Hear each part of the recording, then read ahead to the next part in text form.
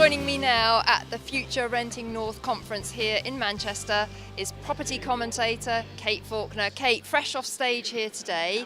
Tell us a little bit about your presentation. So it's really about how laws come into play, because I don't think we really understand that, there's quite a lot of stages. It can take 2 years, and from the start to finish, the story and what's actually going to happen can completely change. And if you don't keep up with it right until the day it comes into force, and then the following changes afterwards, you're stuffed.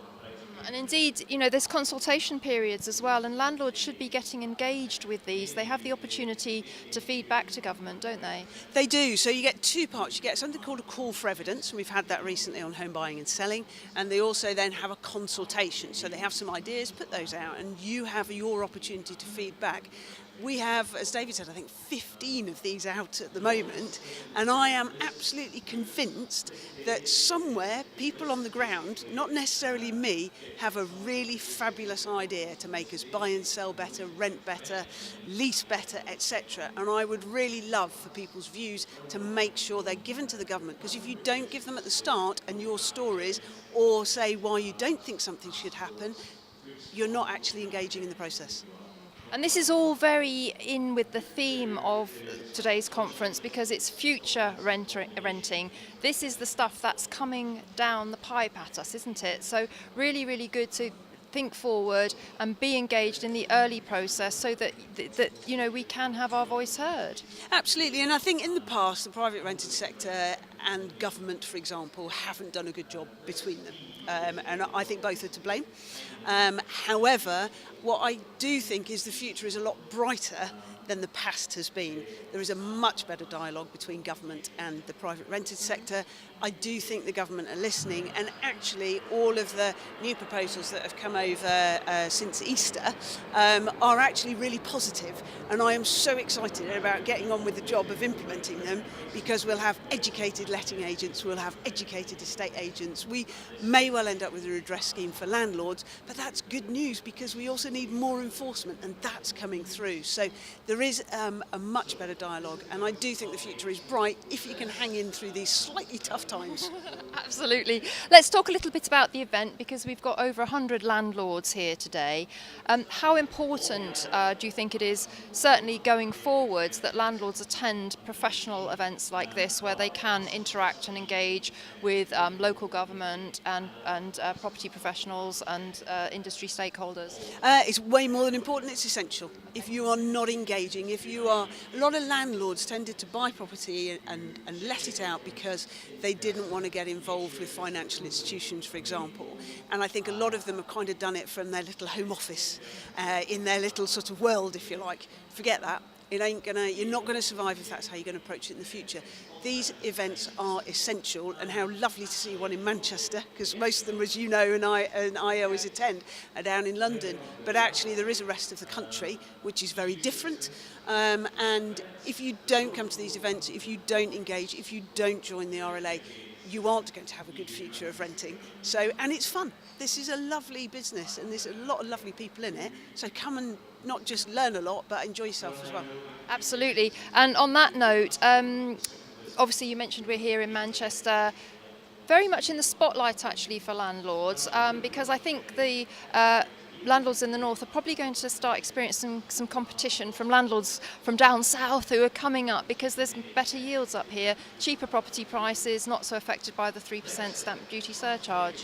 Yeah, and I don't think it's just that you're going to get individual landlords coming up. What you're going to, of course, we've got the whole build to rent brigade as well, and Manchester is very exciting for them. It's a big city, lots of demand. So the build to rent sector, which is a big institutional landlords, building 200 properties to rent from day one, at amazing standards, some with gyms, all sorts of things. So everybody's going to have to up their game.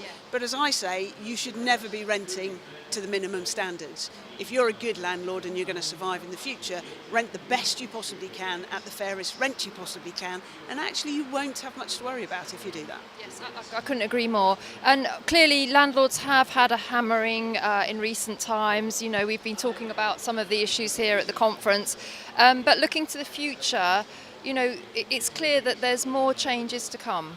Yes, there are, and I think that the landlords that can hang in from these tough times, and I do understand, you must think, why should I bother, really, because everybody hates me, and you're accused of a lot of things that actually you've not done. And I do think we've maybe got a year, maybe at the most another 2, before landlords are seen as part of the solution to the housing crisis, not the problem they've been labelled. That's our job, and that's a big job of mine, that we have to change the hearts and minds of government, because that's the only way tenants will get a good roof over their head. I agree, Kate, and that's a very important part of the work that you do. But we as individual landlords, what can we do when we see this really anti-landlord sentiment in the media? I don't think those minds are for changing. So what can we do in our everyday world, apart from obviously providing a safe, compliant home from our tenants? What can we do to change sentiment against landlords? I think it's very much starting with your own tenants, making sure they are educated. And one of the things we're doing, for example, and you might want to look at doing this with your tenant, is what's the cost of renting versus buying with a 5% deposit?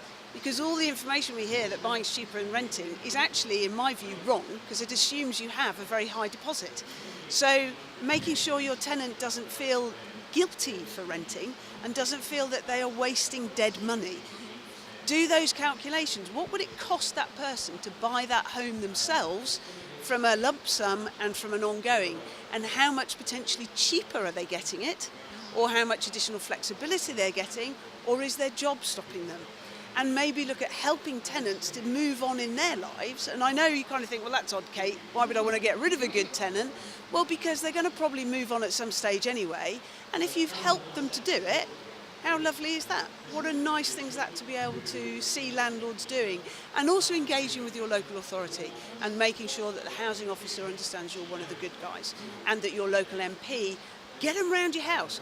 Interestingly, almost do what Newham did to encourage landlords and letting agents that banging doors down and going into horrendous homes that they had there was the reason for licensing. Invite your MP. Get them round to your home. If you've got a street and half of it's rented and they're all beautiful rents and it would cost them a fortune to buy rather than rent, get your MP down, show them what you're doing, and really change the hearts and minds at a local level rather than just relying on the national guys. Well, of course, the Residential Landlords Association itself does a lot of important work lobbying government.